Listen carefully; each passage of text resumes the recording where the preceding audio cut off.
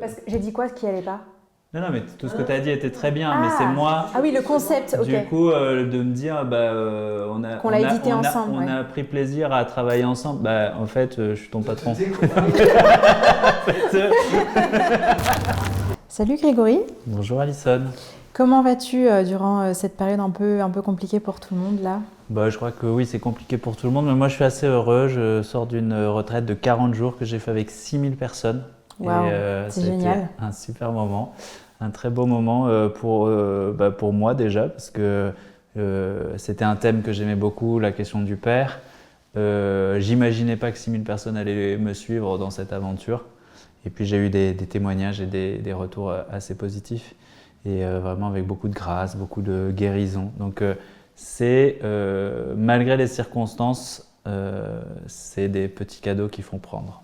Oui, et puis je pense qu'il y a pas mal de personnes qui en avaient besoin. Donc de ces méditations, tu en as fait un livre, Oui. Ce que j'ai découvert sur le Père. Et donc, est-ce que tu pourrais me dire qui est pour toi le Père? Et j'ai découvert que notre vision du Père était extrêmement influencée par l'image que l'on se faisait d'un Père sur Terre. Et du coup, moi j'ai eu un Père chouette par plein de côtés et puis plein de choses qu'il n'a pas su me donner ou que peut-être j'ai attendu, voilà. Et du coup, j'avais du mal à m'imaginer ce qu'était l'amour d'un père. Donc quand on disait Dieu le Père, pour moi ça ne me parlait pas. Et alors du coup, Dieu, je pouvais l'imaginer créateur, je pouvais l'imaginer tout-puissant, je pouvais imaginer... Mais en fait, tous ces termes qu'on utilise pour définir Dieu, ce sont des noms qu'on lui donne. Quand on dit « il est mon Père », d'un seul coup, on ne parle plus d'un nom qu'on donne à Dieu, on parle d'une relation. Et aujourd'hui, d'avoir découvert la paternité de Dieu pour moi, eh bien, me fait découvrir mon Père sur cette terre d'une manière totalement différente. Et justement, ce que tu dis, ça me fait penser à la parabole du fils prodigue dont tu parles dans ton livre, de ce fils qui est parti de chez lui, qui a tout dilapidé et puis qui revient et qui se fait accueillir par son père, comme le fils aîné qui lui est resté. Et je trouve que cette parabole, elle est très belle et elle reflète aussi ce déclic que tu as pu avoir aussi toi dans ta vie pour passer en fait finalement d'enfant orphelin à enfant adopté du père. Exactement. En fait, cette parabole, elle est centrale. Alors c'est une parabole qu'on a entendue 1000 fois, mais que moi je ne cesse de découvrir des choses. Alors pourquoi elle me parle particulièrement? Parce que je me suis déjà retrouvé évidemment dans ce fils qui s'en va, qui prend l'héritage, donc qui a reçu la bénédiction de son père et qui prend ce que le père voulait lui donner, il le prend pour lui égoïstement, il le perd, il le dilapide et un jour il revient en ayant tout perdu. Et ça, moi, ça me parle parce que dans mon histoire, je me suis converti, puis à un moment, je me suis éloigné de Dieu alors que j'avais reçu des grâces incroyables. Je l'ai mis de côté, je suis revenu à lui une deuxième fois, peut-être plus humblement, sans présumer de mes forces. Dans le livre, tu parles aussi du déclic que tu as eu par rapport à cette histoire de la Bible.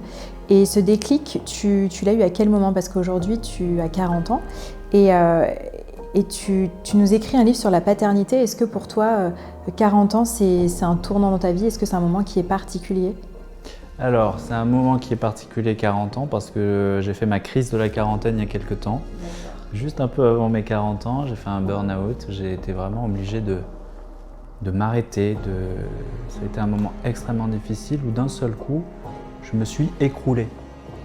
Je me suis rendu compte que je me suis donné pour réussir dans ma carrière d'artiste, pour réussir dans ce que je faisais de bien vis-à-vis de Dieu, pour que Dieu soit fier de moi. Pour réussir aux yeux des autres, pour montrer que je pouvais être aimé, que j'étais digne d'être aimé. Et au bout d'un moment, je me suis écroulé.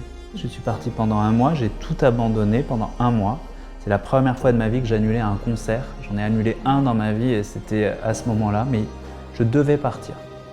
J'ai essayé de tout remettre, les choses les unes après les autres, et de me rendre compte bien que j'avais un père. Et tu sais, je reviens toujours à l'évangile, mais Jésus, avant de faire des miracles, avant son ministère public commence, il a déjà vécu 30 ans dans l'anonymat. Et pendant ces 30 ans dans l'anonymat, il se termine par le baptême. Et ce baptême, il y a une voix qui retentit. Celui-ci est mon fils bien-aimé en qui j'ai mis tout mon amour. Et en fait, d'un seul coup, il sait qui il est. D'un seul coup, son père lui a donné son identité, lui a dit qui il était. À ce moment-là, il a pu faire des miracles. Merci beaucoup Grégory. Merci Alison. Je rappelle que ton livre sort le 28 avril aux éditions Première Partie. C'est vrai qu'on collabore beaucoup pour de nombreux projets, mais celui-là c'est un projet spécifique puisque c'est un projet qui était vraiment personnel et on a vraiment eu beaucoup de plaisir à travailler sur ce projet ensemble et vous pouvez donc dès à présent le commander sur le site de Première Partie. Merci beaucoup. Merci à toi.